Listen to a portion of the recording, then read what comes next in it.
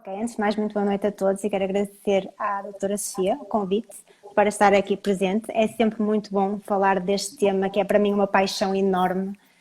Nunca pensei, se pensasse nisto há 7 ou 8 anos atrás, pensar estar aqui, não fazia a mínima ideia, mas foi um caminho que eu comecei devagarinho e que hoje já não me vejo sem ele. Portanto, para mim é um orgulho enorme estar aqui convosco, tanto com o Miguel como com a Sofia, a partilhar ideias e a aprendermos juntos, porque isto é que é realmente importante, é esta partilha de conhecimento e de ideias. Relativamente às polícias, Polícia de Segurança Pública, Guarda Nacional Republicana, fizeram parte da minha dissertação de mestrado, espero levá-las comigo, entre aspas, para o meu doutoramento. Falamos de forças de policiais fardadas, que nós vemos diariamente, todos os dias na rua. Relativamente à minha polícia, permitam-me o termo, porque a minha polícia, a Polícia Municipal, uma polícia pela qual eu tenho imenso carinho e pela qual eu tenho imenso orgulho, e gostaria de dizer isto a todos os colegas que comigo diariamente se fardam. Tenho muito orgulho em todos vocês e em partilhar este percurso convosco, porque não é fácil. Ainda há muito o estigma, a ideia da Polícia Municipal enquanto uma mera polícia administrativa. Todas as polícias são administrativas, sabemos disso, mas a realidade é que nós, enquanto Polícia Municipal, nós andamos na rua 24 horas por dia, contrariamente ao que as pessoas pensam. Nós lidamos com todo o tipo de situações. O que nos falta? A regulação estatutária. A regulação de competências pela qual lutamos há muitos anos. No entanto, o que é que nós fazemos? Fazemos de tudo. Somos patrulheiros, andamos na rua, andamos armados todos os dias, segunda a domingo, 24 horas por dia. Relativamente à PSP e à GNR, são considerados forças de segurança, órgãos de polícia criminal, que andam fardados na rua, como nós. Portanto, eu penso que esclareci mais ou menos, não entrando muito em tecnicismos, que acho que não é isso que se pretende aqui, qual é que é a função da Polícia Municipal como uma polícia de proximidade que o é, de facto. E que nós temos a sensação que a Polícia Municipal anda a passar-nos as multas na rua e não temos a noção do que fazem mais, Ruth. Exatamente, exatamente. Não só fazemos muitas coisas a nível de fiscalização, de policiamento de proximidade, poderíamos fazer muito mais e é por isso que nós lutamos há 22 anos por um regulamento que nos permita fazer as coisas de forma correta, legal, evidente, clara e também manifestar isto ao cidadão. Porque, no fundo, quando o cidadão precisa de ajuda, precisa da polícia, não vai ver que tipo de farda é que lá está, como é óbvio. E nós fazemos o melhor que conseguimos, mas gostaríamos de ver algum reconhecimento também por parte, permitam-me o termo, de quem manda, mas eu acho que isto é geral em qualquer uma das polícias e o Miguel já falamos várias vezes sobre isto. Acho que há um descontentamento e acima de tudo uma tristeza pela falta de reconhecimento por aquilo que nós fazemos todos os dias. Tentamos sempre dar o nosso melhor e isso nem sempre é reconhecido. Porque causa, lá está, aqui é melhor mandarem-me calar, senão não me vou calar, porque depois isto causa a tal desmotivação, o stress, e aqui entramos na minha área, por isso é melhor eu se calhar calar-me um bocadinho para começarmos com as perguntas, porque acho que agora aqui entramos na parte que nós os três realmente gostamos. Ok, mas já foi um contributo importante, sabes, Ruth, porque vê-se que estás a falar de coração, não é? Não estás a falar de qualquer forma. Eu acho que quem está aqui a ouvir desde o início percebe que a Ruth está aqui a demonstrar o quanto gosta do que faz e quer transmitir aos outros que, como todos nós trabalhamos e gostamos de reconhecimento, as forças de segurança não são umas forças quaisquer. E por isso é que eu tive muito interesse em fazer esta live e agradeço muito o convite, agradeço muito a presença da Ruth e do Miguel terem aceito estarem aqui, porque nós psicólogos também temos que dar voz, não é só falar da autoestima, da autoconfiança, da ansiedade, mas também dar atenção às forças de segurança e porque os valores indicam daquilo que nós vemos nas notícias, as estatísticas estão a demonstrar que a taxa de burnout e a taxa de suicídio é mais do dobro do que a população em geral. E isto na minha cabeça faz-me pensar, então se as forças de segurança são tão importantes para nós, porque se alguém me assalta ou se a minha casa é assaltada, eu não vou chamar o Batman, certo? Portanto, eu vou chamar e qualquer um de nós vai chamar a polícia. E a ideia que nós temos da polícia, muitas vezes, é como medidas ostensivas, não é? Eles estão lá para autuar, estão lá para nos multar, que chatice, estão a fazer uma paragem naquela rotunda e vão-nos chatear. e é um bocado esta ideia. E eu quero desmistificar com esta live que não é assim, porque se não fossem as forças de segurança, como é que nós estaríamos no dia a dia em Portugal? Não é? E a taxa de criminalidade a aumentar. E eu aproveito para perguntar, Miguel, a quantidade de crimes que nós temos em Portugal, qual é o crime número 1 relativamente aos outros países da Europa? Qual é o crime número 1 em Portugal?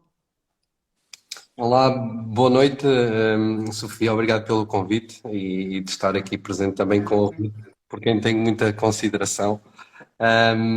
E obrigado também em nome do SIAP, do Sindicato Independente dos Agentes de Polícia, porque é também nessa posição que aqui me encontro. Em Portugal, todos os crimes que ocorrem, aqueles de quem o Estado tem conhecimento, maioritariamente através das polícias, está plasmado no relatório anual de segurança interna. É um relatório que é elaborado pelo Ministério da Administração Interna e o crime mais denunciado nos últimos anos em Portugal é o da violência doméstica. É um crime da sociedade, da família e é aquele que ataca exatamente nos alicerces da nossa sociedade, infelizmente. Logo de seguida temos o crime do furto de interior de viatura, que se encontra nos últimos anos em primeiro ou em segundo em comparação com a violência doméstica. E temos uma média nos últimos 10 anos de quase 30 mil denúncias de violência doméstica em Portugal.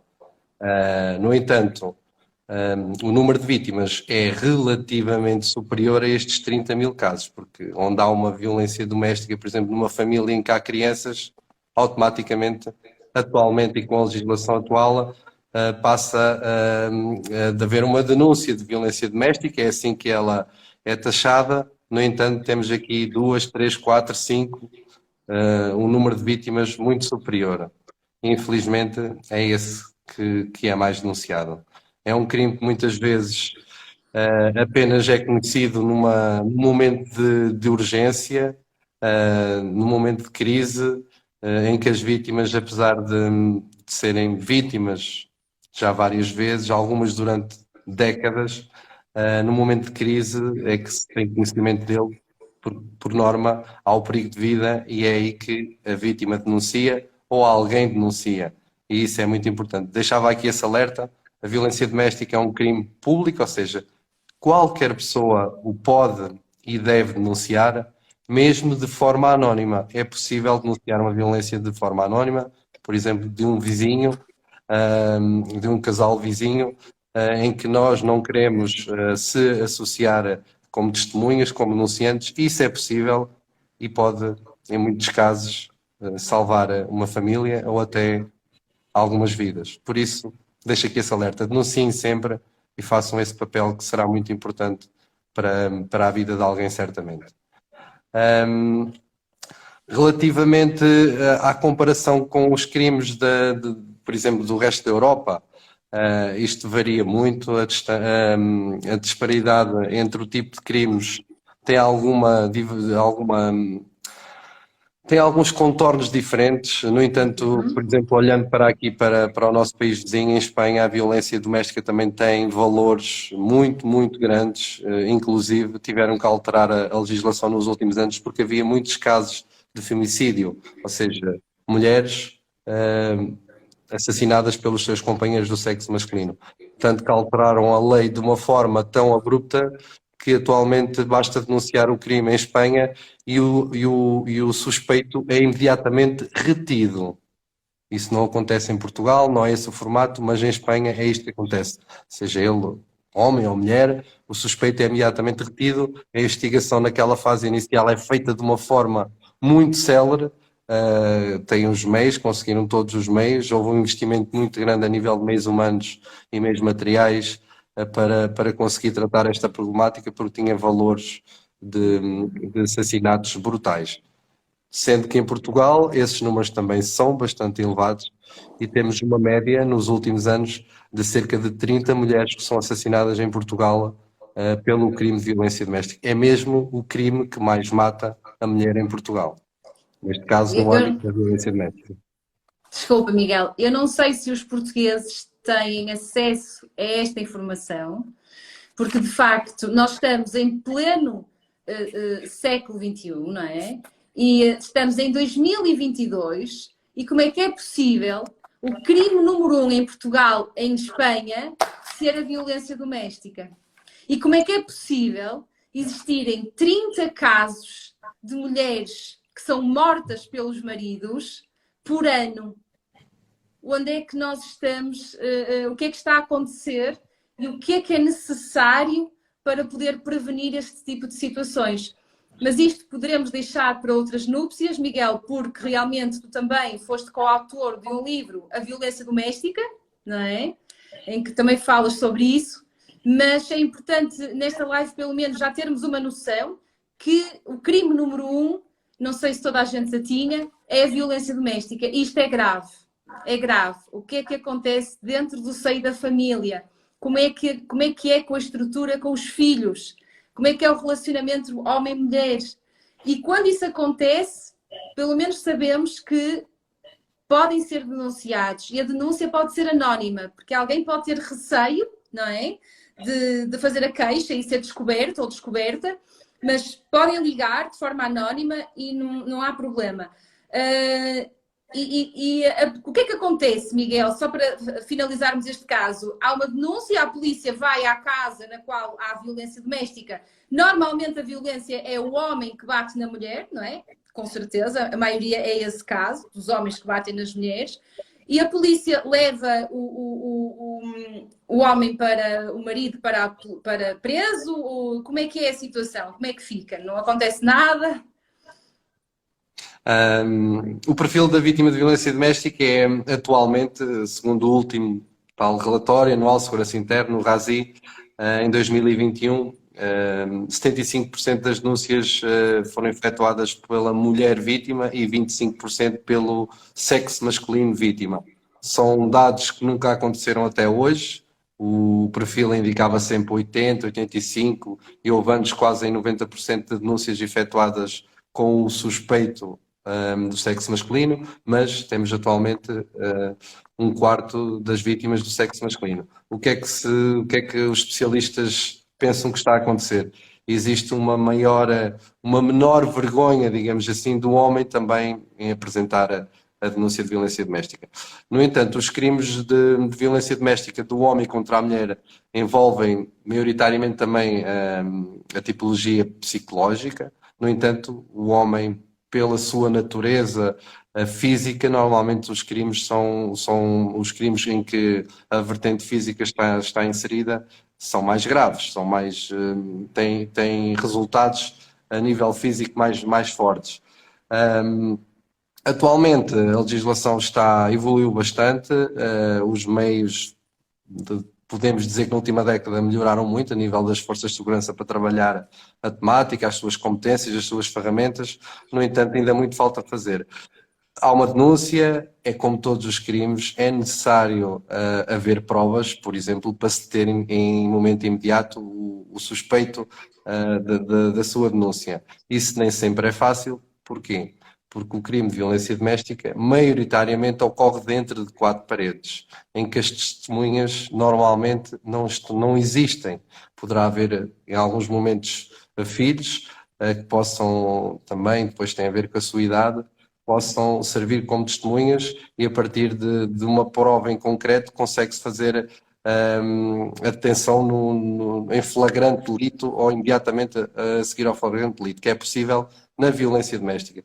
No entanto, maioritariamente isso não ocorre, há a denúncia, é feita a investigação e se provar que existiu violência doméstica, ou seja, se conseguirem recolher provas que fundamentem a detenção, aí sim o agressor será detido.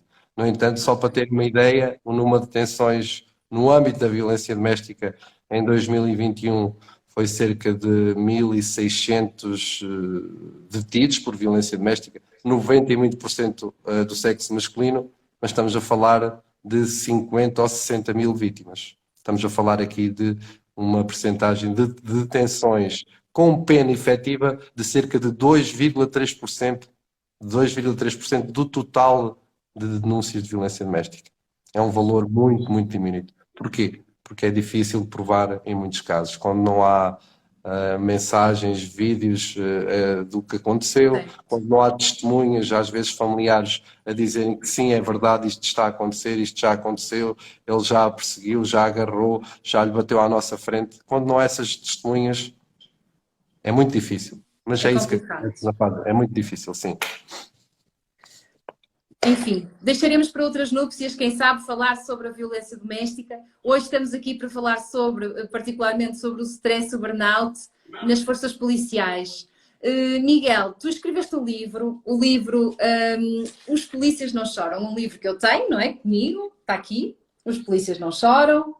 E eu gostaria de perguntar-te se realmente é assim, não é? Porque o polícia normalmente é visto como aquele força de segurança cheio, não é? Talvez aquele Robocop, não é? Que parece um Robocop e não é um Robocop, é um ser humano com emoções, é um ser humano que também sofre como as outras pessoas e não é por ser polícia, não é? Que não chora. Mas eu gostaria que me falasse um bocadinho sobre isto. O que é, porque o título Os Polícias Não Choram?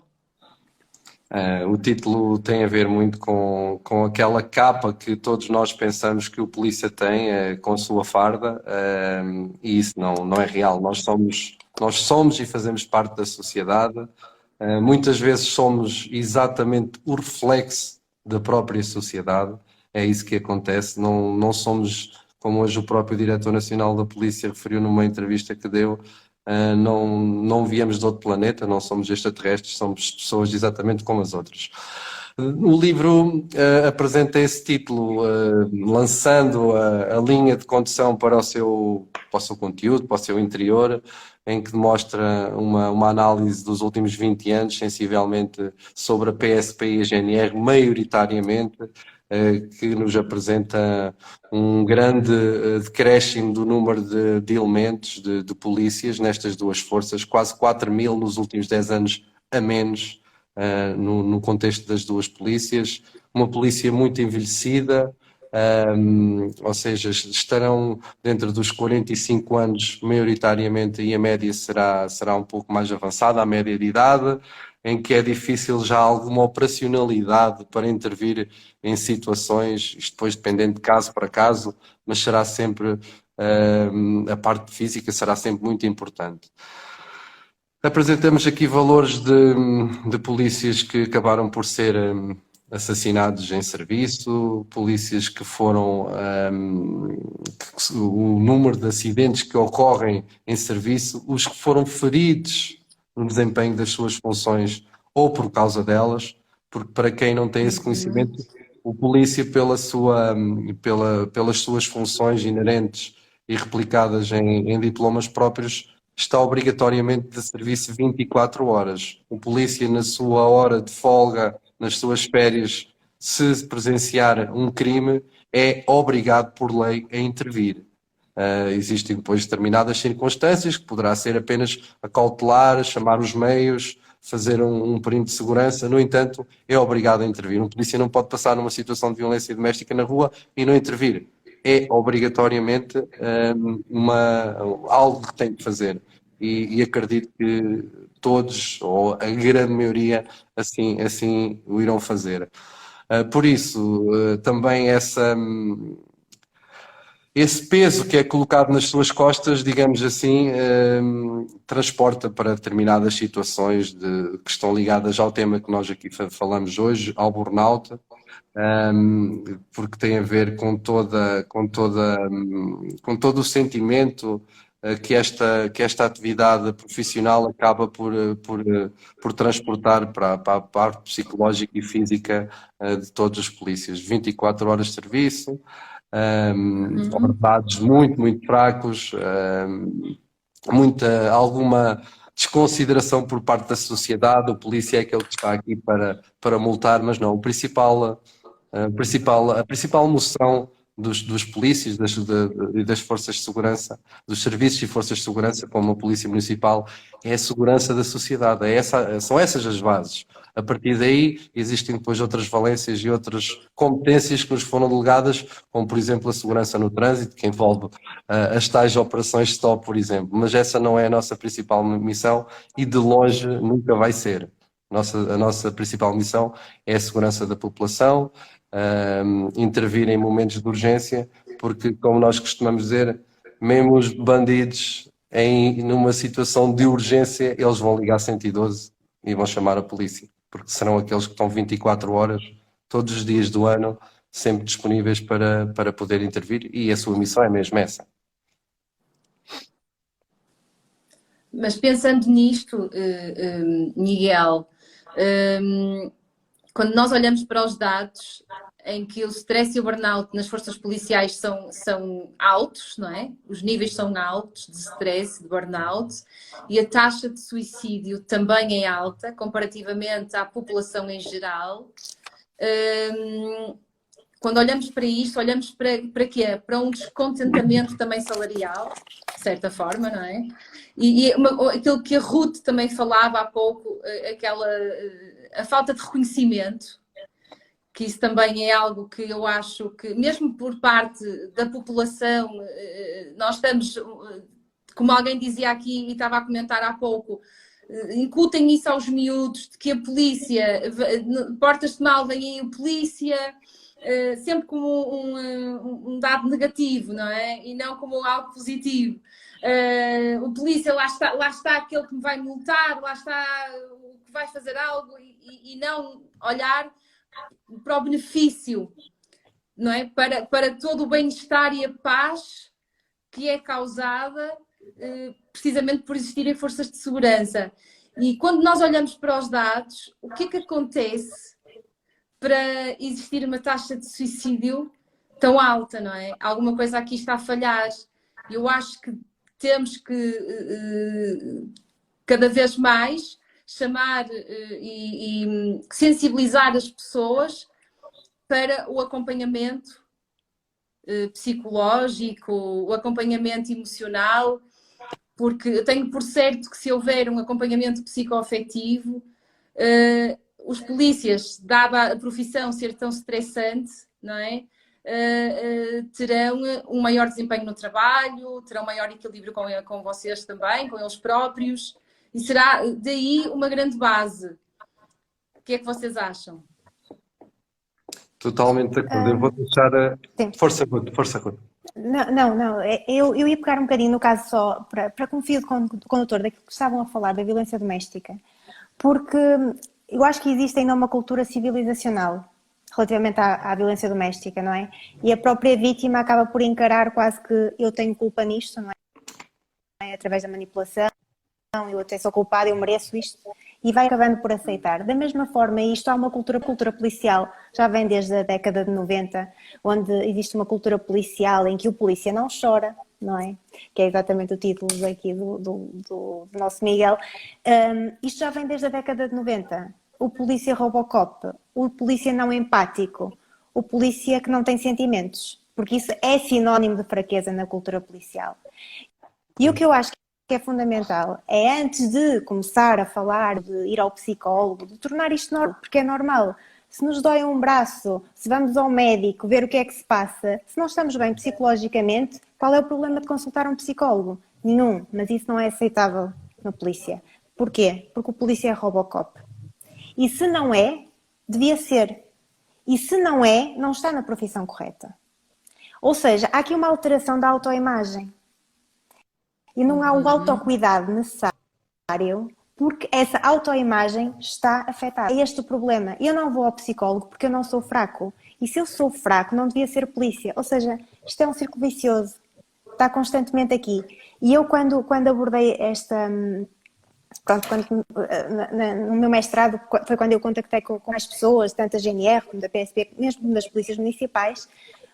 Não vou mencionar que tipo de polícia, porque não é isso que se pretende. Entrei numa esquadra e questionei se tinham recebido o questionário. E eu falei sobre o suicídio. Resposta: suicídio? Não, tenha calma que aqui ninguém se vai matar. Isto é verídico. Portanto, estamos a falar de uma cultura que nós dizemos, isto vem de 90, não existe. Ainda hoje em dia existe. E se o polícia, o meu colega de lado, me critica porque eu estou mal psicologicamente, se calhar devia era sair deste trabalho, não vai haver ajuda.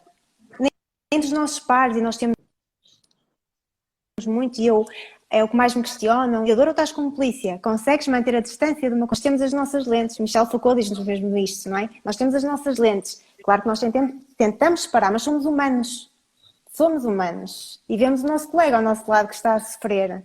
E vamos culpar alguém. E se calhar a culpa está tão perto de nós. Há uma gestão de comando, há chefias intermédias, mas também há os pares. E ao meu colega que está ali ao meu lado, sou eu que me relaciono com ele. Eu é que tenho que ter mais esse cuidado. Claro que depois essa mensagem, o meu colega não passar essa mensagem à minha hierarquia, e a minha hierarquia, obviamente, compreender e ajudar. Mas o autocuidado e o cuidado ao outro, ao meu par, aos nossos pares, tem que estar ali muito perto. Não é? E para isso acontecer, temos que reconhecer que esse problema existe. E neste momento, é o que eu noto, é que isto é um mito. O polícia não chora. Não vamos com estas coisas. E o polícia chora tantas e tantas vezes. Mesmo ali ao nosso lado. E eu acho que, primeiro, é preciso construir este conceito. Somos humanos, chorar não é sinal de fraqueza. Estar em sofrimento não é sinal de fraqueza. E eu acho que isto é que é fundamental. E este tipo de lives, e isto é muito importante para percebermos que afinal não somos assim tão estranhos por vestirmos uma farda e estarmos a sofrer. Há outros tantos que também estão a sofrer e que é normal e não tem mal nenhum. E eu acho que Exatamente. passa principalmente por isso. Acho que o início deve ser forma.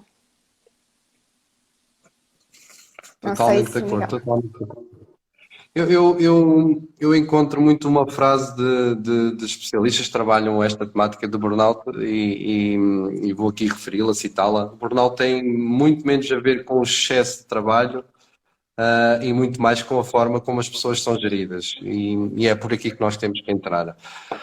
Existem alguns temas que na polícia são tratadas de forma ainda muito pouco competente, digamos assim. Não há essa assimilação da própria direção das polícias em que existe esta situação do burnout. Não há questões de higiene e segurança do trabalho, por exemplo, interligadas.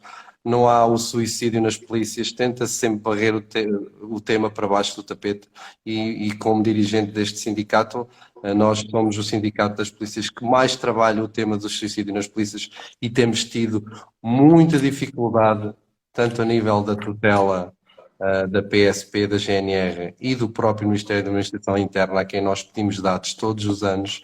É uma dificuldade extrema, é preciso fazer vários pedidos oficiais e mesmo assim os dados vêm, como se costuma dizer, muito devagar. No entanto, nós estamos atentos à comunicação social e infelizmente é por aí que vamos buscando os dados dos suicídios. Nós temos uma média de 8 suicídios de polícias em Portugal por ano, é a média dos últimos 20 anos. Por exemplo, só ano passado suicidaram-se 8 polícias e foram de encontro a estas médias. Este ano os valores vão, infelizmente, possivelmente ser ultrapassados. Estamos a falar de 165 PSPs GNRs do CEF e da Polícia Judiciária. Não existem dados oficiais das polícias municipais, mas 165 se suicidaram nas últimas 2 décadas. São números brutais, avassaladores. É o dobro, a taxa de suicídio nas polícias em Portugal é o dobro daquela da população em geral a nível nacional. Não sei se têm noção, mas existe um relatório onde isto está devidamente classificado. Existem cerca de 1000 suicídios em Portugal por ano. E na PSP temos essa taxa que é praticamente o dobro. Na PSP e na GNR. É só para referir que, apesar de ter falado do CEF e da Judiciária, temos em 20 anos um elemento de polícia do CEF que suicidou e outro da Polícia Judiciária. Todos os outros 163 casos são PSPs e GNR. E por incrível que pareça, temos exatamente o mesmo número de suicídios em 20 anos de PSPs e GNR.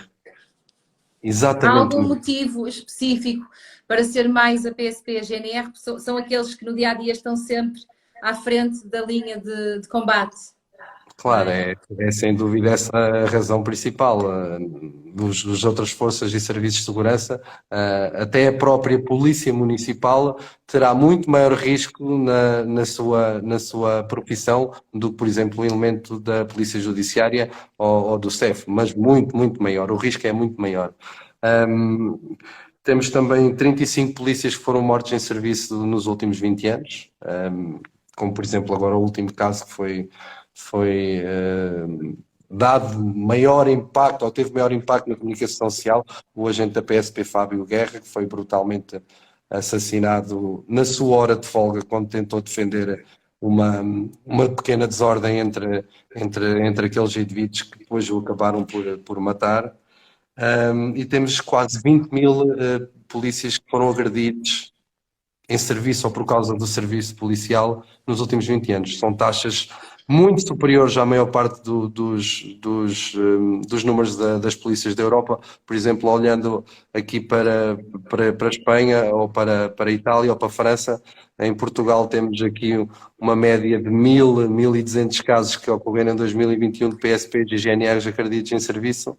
Os valores da Polícia Municipal, e Ruth, eu faço sempre esta ligação, porque não existe e nós não sabemos onde é que é estes números. Eu penso que a Ruth possivelmente irá comportar a informação que não há dados oficiais sobre as polícias municipais sobre estes dados, mas olhamos, por exemplo, para a Itália, houve 200 polícias que foram agredidos em serviço. Em Portugal foram 1.200. Vejam bem estas diferenças. O que se passa aqui? Não Sim, fazia Miguel, ideia. se me permitem, e o Miguel está a falar de agressões a polícias, e há uma coisa muito importante, que nas polícias há uma cultura muito forte, ou seja, trabalhamos todos os dias com as mesmas pessoas, uma união, um grupo muito coeso em certo tipo de situações. E há muitos autores que definem isto, e por exemplo, de Jurre, um psicanalista da área, diz-nos, por exemplo, que um suicídio no trabalho tem uma mensagem brutal. Ou seja, há o simbolismo associado, vários autores na psicologia, inclusivamente, falam do simbolismo associado. Porque é que um polícia que, por exemplo, é agredido e depois se suicida, e falo na esquadra com recurso à arma de serviço uniformizado, muitos têm o cuidado de engraxar as botas e deixar uma carta ou não. E alguém nos diz, não sabemos o que é que isto é. Poderá ser vários motivos, cada pessoa é única, não é? Os motivos não são únicos para toda a gente. Mas o porquê de um suicídio fardado na esquadra recorrendo à arma de serviço? Temos números de suicídios, temos números de agressões, temos inclusivamente uma situação, haverá certamente mais, mas de um polícia, cuja colega, também polícia em patrulha, foi severamente agredida e chegou a casa e suicidou-se. Esse mesmo colega, durante o seu velório, suicidou-se também. E isto é uma coisa que se chama o suicídio por contágio. Ou seja, é extremamente grave. Isto é o que nós conhecemos, porque depois temos também Gusmão, que nos diz que existem cerca de 50% a 60% de suicídios mascarados. Se trouxermos esta realidade para as polícias, certamente esta percentagem poderá até ser mais elevada, não sabemos. E há épocas muito complicadas, e estamos a chegar a uma dessas épocas, isso assusta-me. A época de Natal, ano passado, e o Miguel está aqui e já falamos sobre isto também, dispararam os suicídios nos polícias. Este ano já começou, não é? E depois muitos acidentes de viação, que envolvem inclusivamente muitos polícias. Foi acidente? Não sabemos, não é? Não sabemos, infelizmente. Mas que coincide. E não vejo uma atenção, porque cada vez mais há teorias organizacionais do simbolismo associado à organização, do que ela representa, suicídios de polícias na esquadra ou no posto, o suicídio por contágio, que é gravíssimo, porque isto é uma bola de neve. Já em 2004, John Violanti abordava esta temática, uma epidemia. E nas polícias isto acontece porquê? Este espírito de corpo, não é? Estamos aqui todos, o meu colega foi humilhado, foi agredido, nada foi feito, suicidou-se. Por isto, não sabemos, calculamos que sim, poderá não ser, é certo, mas aconteceu. E esta situação deste colega que se suicidou durante o velório da colega, para mim, seria algo que se devia pensar e repensar muito nisto. Não é nada que esteja livre de voltar a acontecer. E isto das agressões, da umbilica, da falta de apoio, da falta de reconhecimento, isto aparece muito no stress, tanto no operacional como no organizacional. No estudo, Sofia, não sei se será relevante mencionar, mas, por exemplo, no estudo que eu elaborei, em 1802 polícias que preencheram o questionário, 1295 apresentam níveis elevados de stress operacional e 1110 de stress organizacional. Estamos a falar em burnout, relativamente ao burnout, em 1802 polícias, e falamos PSP, GNRs e polícias municipais, 1056 estão já em burnout. Se falarmos na ideação suicida, que é algo que é um forte preditor do comportamento suicida em si, neste momento verificamos que em 1802 temos 19 polícias que têm pensamentos sobre suicídio quase todos os dias. 19 polícias. E temos 50 polícias que reúnem as 3 dimensões da ideação suicida. Ou seja, os pensamentos sobre suicídio, a forma como cometeriam esse mesmo suicídio e, inclusivamente, isto é extremamente grave, a reação dos outros ao seu suicídio. Temos 50 polícias que têm isto quase todos os dias. Isto é muito grave. Estamos a falar de vidas. Isto é gravíssimo. É gravíssimo. É muito grave. Isto é muito grave.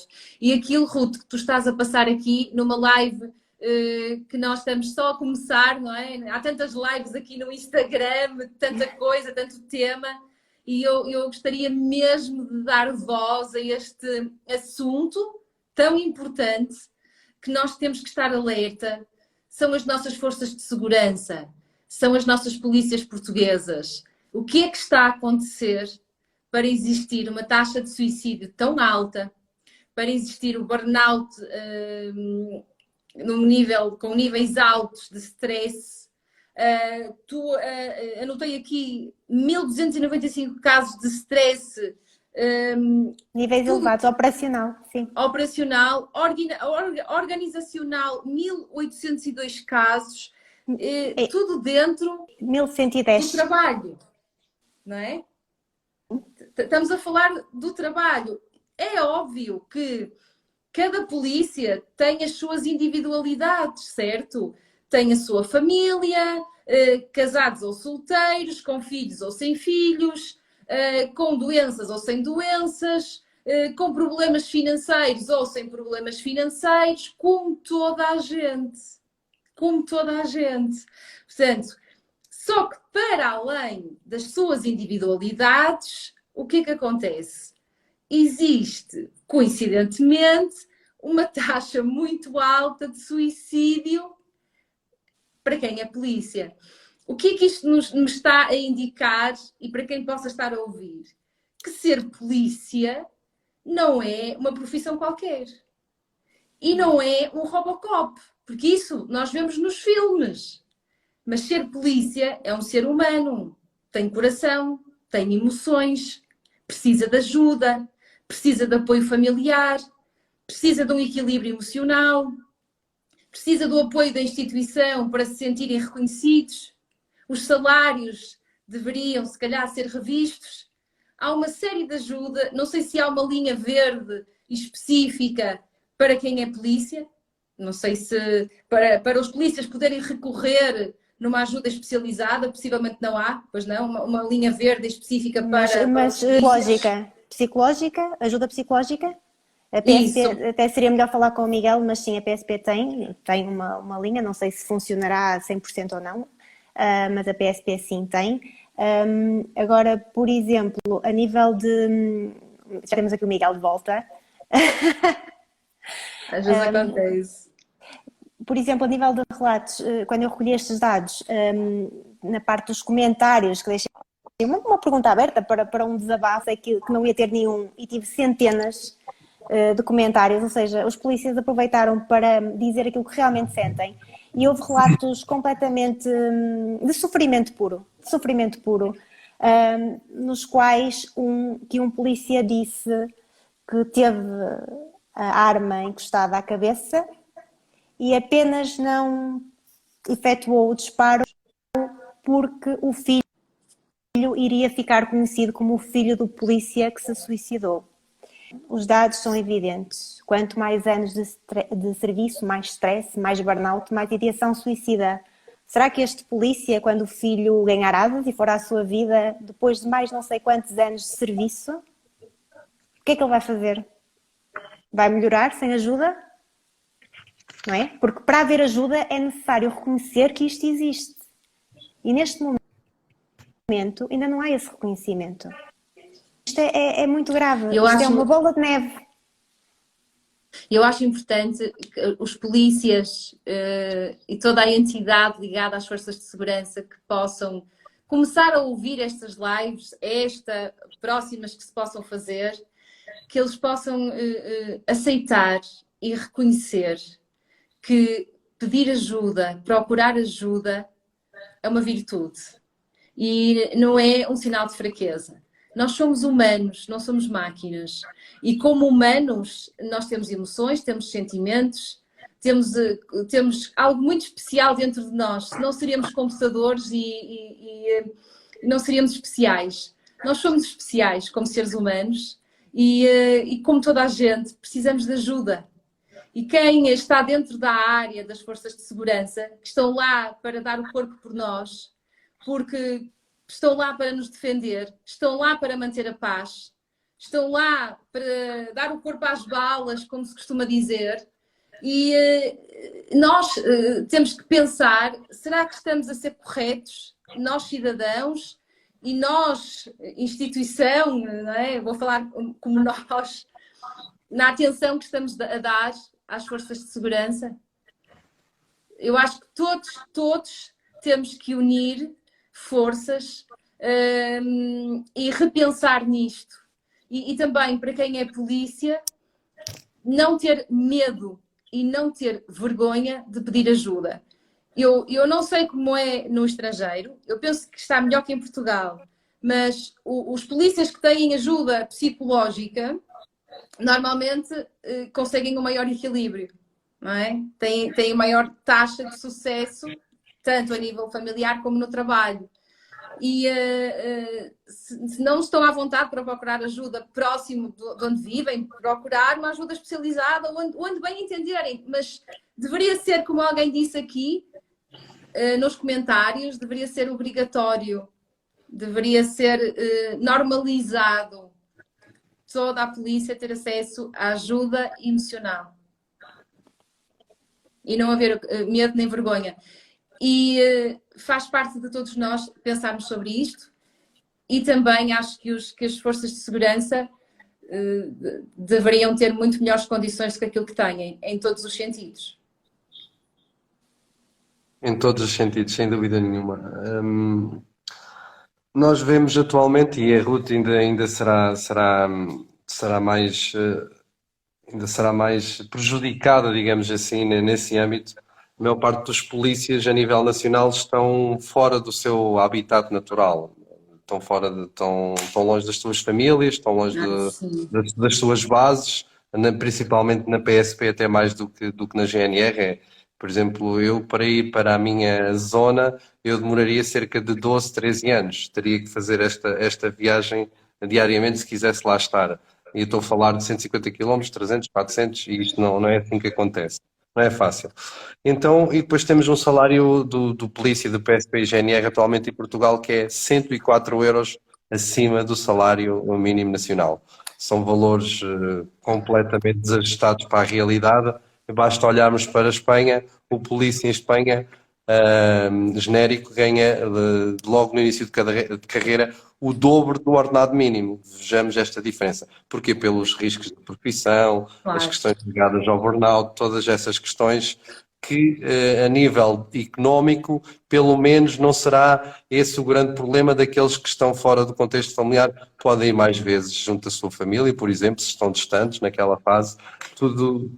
O dinheiro ajuda, é uma realidade, é uma realidade para toda a gente. E depois temos também todas as questões que a Ruth já referiu, esta falta de competências das próprias chefias, muitas vezes, da própria tutela, do próprio Ministério, que não consegue valorizar a profissão do polícia de forma alguma, logo pelas questões do ordenado e todas as questões associadas, que é a falta de um apoio muito mais forte nesta questão das relações humanas, que vai interligar, de certa forma, ou de forma total, à vertente psicológica, ao bem-estar das pessoas. E quando o polícia não está bem, como é que ele pode ajudar a sociedade de uma forma muito mais competente e ajustada à própria situação? É sempre muito difícil.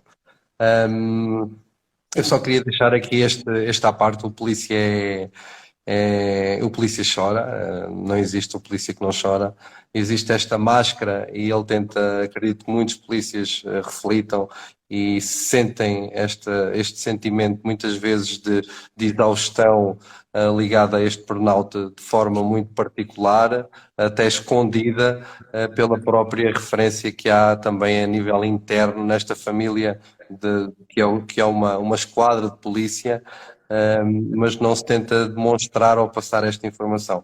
Mas como a Isabel, a Sofia disse, isto devia de ser normalizado, mas isto ainda vai demorar muito tempo. Mas não depende do polícia em si. Isto terá a sua quarta parte de importância, mas isto tem muito a ver com a forma como as instituições de polícia são geridas e são esfiadas. Tem que vir de cima. Infelizmente será muito difícil, acredito que será muito difícil que isso ocorra num curto espaço de tempo, porque eles não têm essa palavra associada. O normalizar o bem-estar do polícia. Infelizmente isso não é uma realidade. Não é uma realidade. Ainda é um longo caminho, não é? Mas pelo menos já estamos aqui a dar voz a este tema e se muitas pessoas fizerem isto, nós chegaremos longe. Eu penso que tudo tem o seu começo, não está só na mão do polícia, mas a verdade é que podemos fazer barulho. Estamos a chegar ao final da live, não sei se o Instagram nos deita abaixo a qualquer momento. E eu quero agradecer a quem esteve. Posso só dizer só uma coisinha muito rápida? É uma frase que eu costumo dizer sempre, porque eu acho que diz tudo, e abreviando, porque já estamos aqui a falar há muito tempo. É uma frase de Goodman que nos diz basicamente que este trabalho constrói bombas humanas, e se nada fizermos para desativar estas bombas, tudo irá explodir na cara de todos. Como nos diz Daniel Sampaio, ninguém morre sozinho. E o suicídio de um polícia não afeta só o polícia, afeta a sociedade. Portanto, é muito importante pensar nisto. E não falo mais. acho que esta era a mesma mensagem que eu queria passar. Obrigada, Ruth. Obrigada, doutora, pelo teu contributo. Obrigada, Miguel. Espero que tenham gostado e quem possa ver esta live possa fazer sentido. E estamos apenas a começar. É um tema muito pertinente e ainda tem muito para dar. Obrigada, até uma próxima. E os polícias choram e não é pouco. Portanto, vamos respeitar as nossas forças de segurança e vamos apoiar naquilo que nós pudermos, porque eles também precisam e nós estamos cá para isso. É uma sensibilização que estamos a fazer e vamos continuar. Obrigada, Ruth. Obrigada, Miguel. Obrigada a todos que estiveram connosco e até uma próxima. Muito obrigada. Obrigado, eu. Tudo bom, boa noite. Boa noite. Obrigada. Tchau, tchau. Até a próxima. Boa noite. Até a próxima. Até à próxima. Tchau, tchau.